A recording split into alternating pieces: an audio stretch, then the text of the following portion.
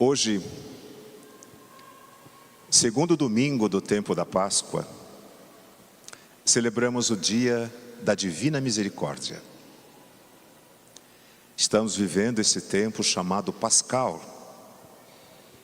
Mas o Evangelho hoje nos trouxe uma cena de contrastes. De um lado, a paz que Jesus oferece. De outro, o medo que ainda aprisiona os discípulos.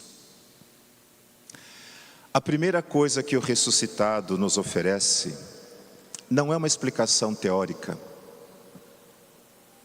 não é uma explicação teológica, não é nenhum arrazoado de ideias para explicar a sua presença ali.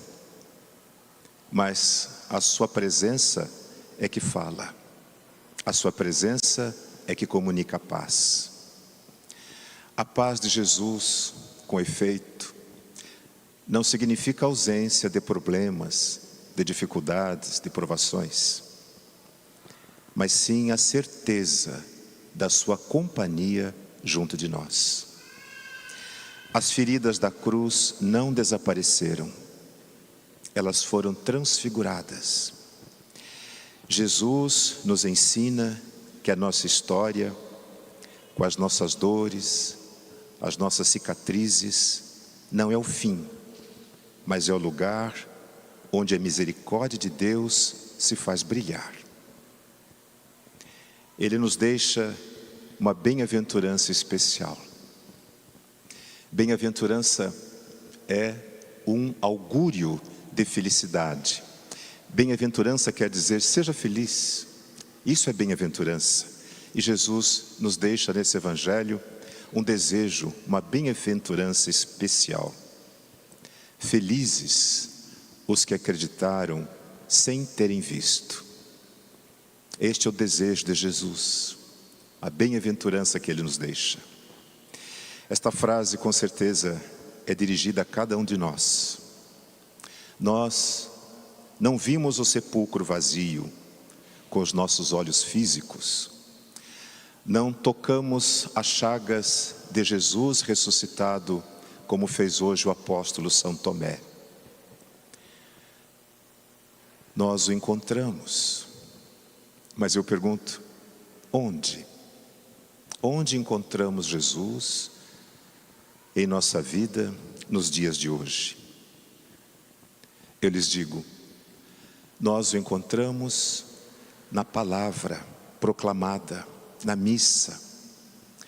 Nós o encontramos quando aqui partimos o pão e o distribuímos a toda a comunidade crente. Nós encontramos Jesus toda vez que a comunidade se reúne para rir ou para chorar, Ele está ali no meio de nós. Mas nós o encontramos também no rosto de qualquer ser humano que sofre. A fé não é ver com os olhos do corpo, mas sim com os olhos do Espírito. Se olharmos para o nosso mundo hoje, e aqui é uma grande dificuldade, porque ao olharmos para o mundo hoje, muitas vezes o vemos na ótica dos meios de comunicação social. As 4 grandes empresas de comunicação no Brasil pertencem a 4 famílias poderosas. São os 2 principais jornais da República, que estão aqui na cidade de São Paulo, e as emissoras de televisão que dizem o que querem e fazem com que as pessoas acreditam naquilo que eles acreditam. Portanto, olhar o mundo, precisamos usar os óculos, a visão que Deus nos concede. E é por isso a importância de conhecermos a sua palavra, a sua vontade, ouvirmos as profecias e dessa forma tirarmos à venda, e muitas vezes, esta ótica deformada que nós somos chamados a ter por conta, sobretudo, dos meios de comunicação social. Mas, de qualquer forma, como quer que olhemos o mundo, encontramos motivos para sentir medo. E por isso nós nos trancamos, nós nos fechamos em nossas áreas de segurança, em nossas zonas de conforto. Olhamos para o noticiário e vemos as consequências da guerra cada vez mais próxima de nós. Enquanto as bombas não caírem em nossas cidades, tudo parecerá uma quimera, uma coisa distante. Mas quando o preço dos combustíveis começarem a subir verdadeiramente, quando os alimentos começarem a faltar em nossas casas, nos supermercados, quando ondas de imigrantes começarem a chegar em nosso país, então talvez acordemos para esta gravíssima situação em que o mundo regride por conta do poder armamentista que as 5 nações mais poderosas do mundo engendraram possuir. Essas 5 nações têm o poder de decidir sobre a guerra e a paz, sobre a prosperidade, sobre a desgraça, sobre o infortúnio das nações. Essas 5 nações se assentam no Conselho de Segurança da ONU. E um voto deles, de uma das nações, é capaz de dizer se um povo pode prosseguir o seu caminho ou se uma civilização inteira será destruída por conta de uma bomba nuclear. Uma nação pode decidir a vida e a morte de todas as outras, o futuro do nosso planeta. Pois bem, as consequências da guerra que se aproxima de nós ameaçam a segurança de todas as nações, mas também a dignidade de todos os seres humanos.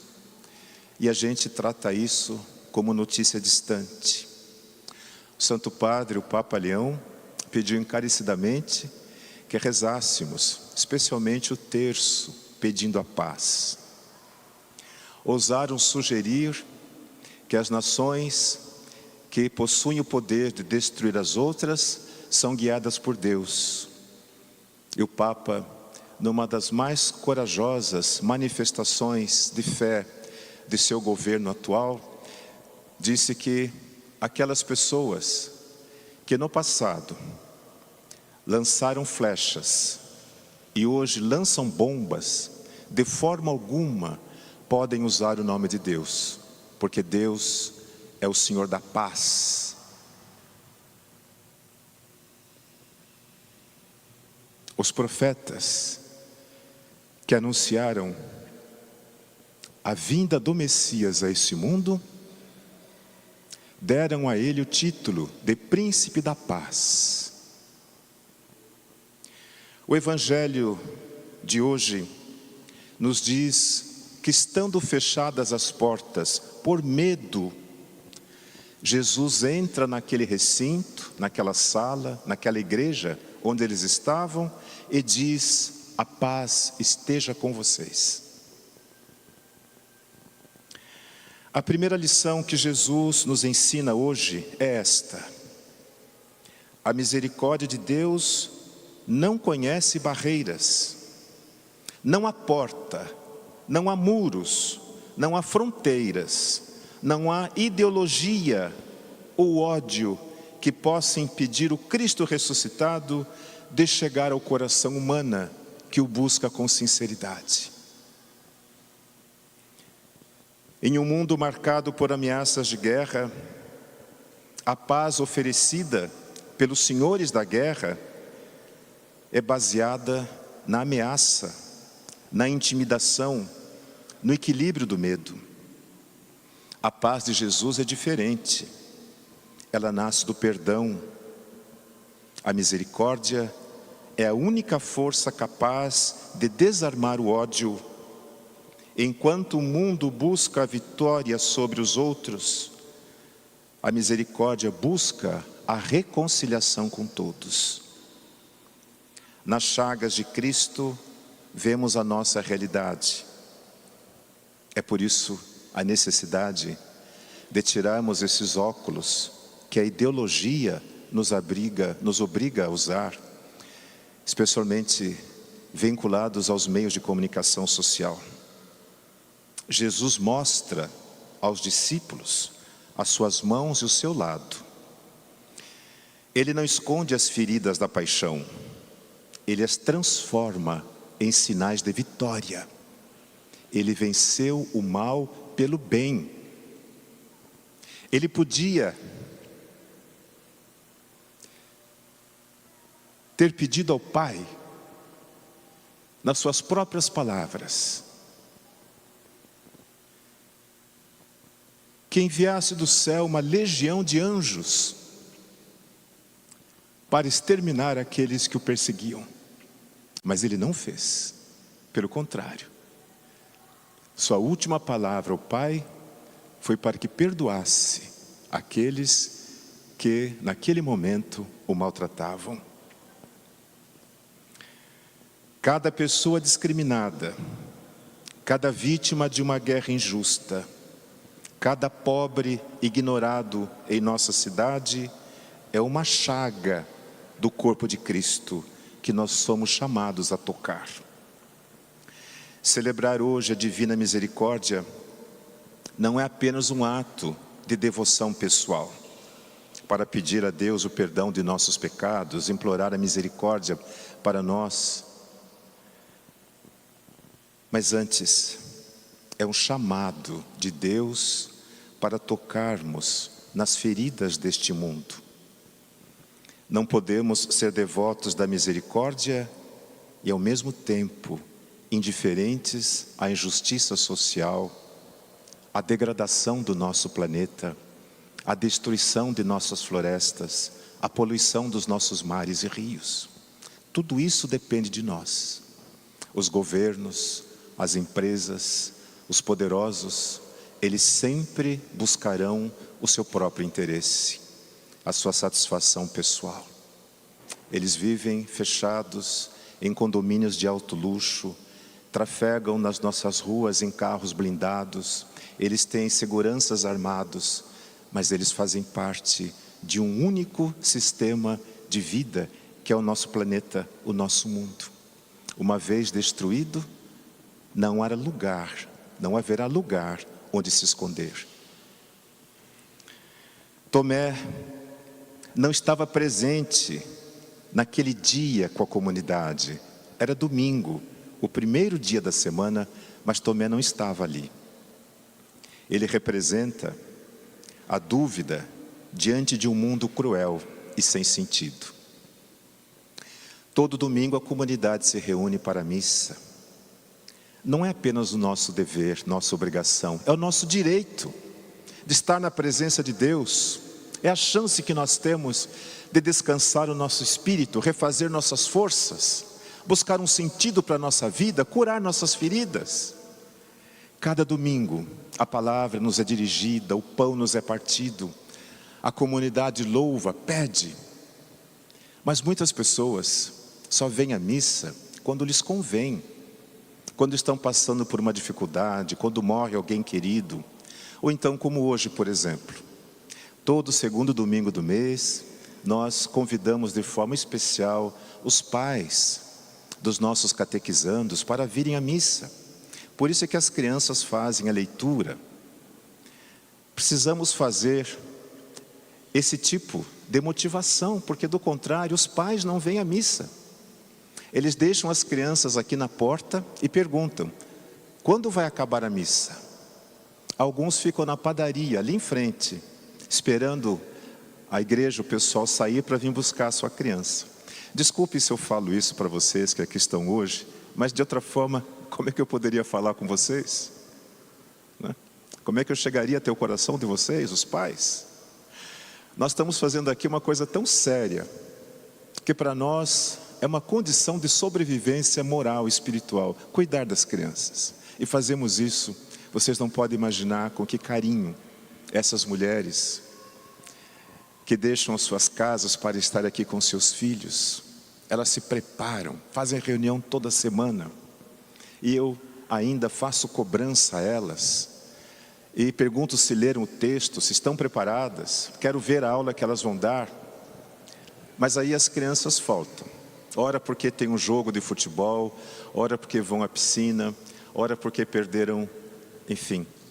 E os pais têm essa displicência, se me permitem, de deixar a criança ali na porta da catequese e perguntar quando acaba.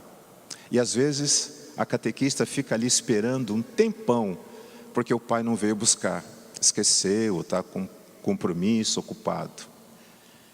Nós estamos fazendo coisa séria, estamos falando de eternidade, estamos falando de dar um sentido para a vida. Nós não estamos brincando, a religião é coisa séria. E por isso, todos os dias, nós acreditamos que estamos fazendo aquilo que Jesus nos pediu. É por isso que nós não estamos aqui para agradar as pessoas. Nós estamos aqui para converter as pessoas. Mas é preciso que elas queiram, que elas se deixem tocar. É preciso que elas desejem aquilo que Deus tem para lhes dar. Um sentido para a vida e a eternidade. Jesus, na sua bondade, não repreendeu a Tomé, mas antes o convidou a tocar nele, a tocar nas suas chagas, nas suas feridas, a olhar para as suas cicatrizes. O convite para nós hoje é este: não tenhamos medo de olhar e tocar as feridas do nosso tempo. Ao nos aproximarmos da dor do próximo, ao trabalharmos pela justiça, ao combatermos a discriminação com caridade, estamos tocando as chagas de Jesus.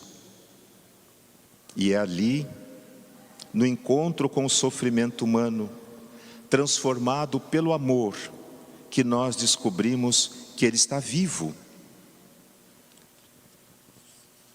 E que a sua misericórdia é mais forte do que qualquer guerra ou injustiça.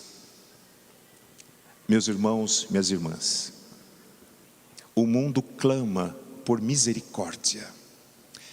Misericórdia é uma palavra que vem da língua latina, que significa dar o próprio coração.